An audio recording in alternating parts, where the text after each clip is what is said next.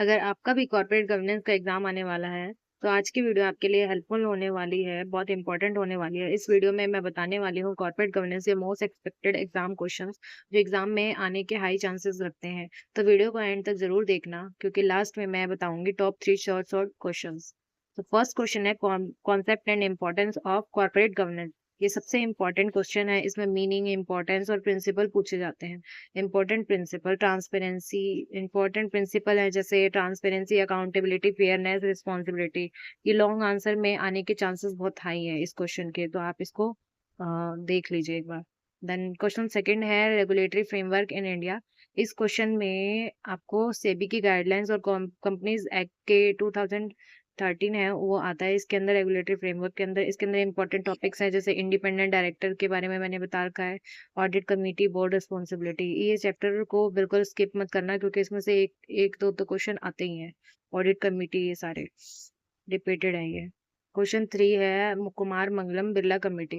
इस क्वेश्चन में कमेटी की रिकमेंडेशन पूछी जाती है। कुमार मंगलम बिरला कमेटी के बारे में पूछा जाता है कि इन्होंने क्या क्या रिकमेंडेशन थी इनकी, और इसमें कुछ इंपॉर्टेंट पॉइंट्स है होते हैं जैसे independent directors, audit committee, better disclosure. तो ये रिपीटेड एग्जाम क्वेश्चन है, ये भी रिपीटेड है। क्वेश्चन नंबर फोर है रोल ऑफ इंडिपेंडेंट डायरेक्टर्स। हाँ, तो इसमें आपको एक्सप्लेन करना होता है कि लाइक इंडिपेंडेंट डायरेक्टर जो है कंपनी में transparency and share holders protection कैसे मेंटेन करते हैं, इसके अंदर आपको ये बताना है। एंड नेक्स्ट है क्वेश्चन नंबर फाइव जिसमें इंपॉर्टेंट केस स्टडीज होते हैं।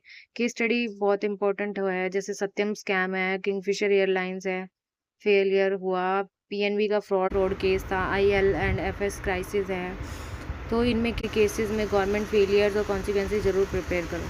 ये तो आते हैं एग्जाम में, जो है एग्जाम्पल लिखने से आंसर स्ट्रॉन्ग लगता है। जैसे आप एक फॉर्मेट में लिखते हो कि पहले मीनिंग लिख दिया, फिर पहले इंट्रोडक्शन, फिर मीनिंग, फिर फीचर्स, देन उसके बाद उसके एडवांटेज, डिसएडवांटेज, और उसके बाद इसका कंक्लूजन लिखते हैं। तो इससे विद एग्जाम्पल लिखते हैं तो बहुत अच्छा एग्जामिनर के ऊपर जो चेकर होते हैं हमारे, उनके ऊपर ज़्यादा अच्छा, बहुत अच्छा इंप्रेशन पड़ता है।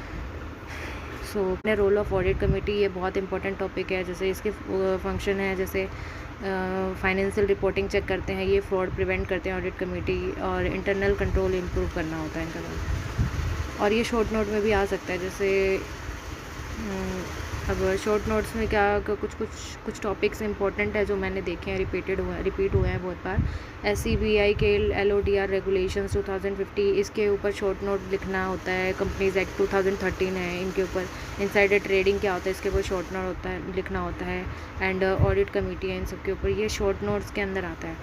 टॉप 3 शॉर्ट क्वेश्चन हैं जो कि अगर आपके पास टाइम भी कम होगा ना, तो सबसे पहले आप इन 3 को प्रिपेयर करके चलना। पहला, concept and principle of corporate governance, regulatory framework in India, and Satyam scam. ये बहुत इंपॉर्टेंट है, ये मुझे श्योर है कि ये आएंगे।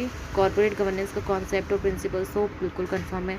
सो आप इसको प्रायोरिटी पे रखना, इसको करना। अगर आपने अभी एग्ज़ाम आने वाले हैं तो अब अगर आप अभी स्टार्ट कर रहे हो तो इन सबको पहले करना, जिससे आपका एग्ज़ाम में अच्छा स्कोर होएगा। सो अगर वीडियो हेल्पफुल लगी हो तो लाइक, शेयर एंड सब्सक्राइब ज़रूर करना। Best of luck for your exams in future. And अगर आपको कॉर्पोरेट गवर्नेंस की को यूनिट वाइज में पढ़ना है तो मैंने सबकी unit wise videos already upload कर रखी है। अगर आपको जैसे कुछ टॉपिक्स जो मैंने बताया उनके बारे में अगर आपको पढ़ना है या उसके बारे में जानना है तो उसके लिए मैं यूनिट वाइज करके नीचे डिस्क्रिप्शन और कमेंट में सब वीडियोस की लिंक्स प्रोवाइड करा दूँगी, चेक कर लेना।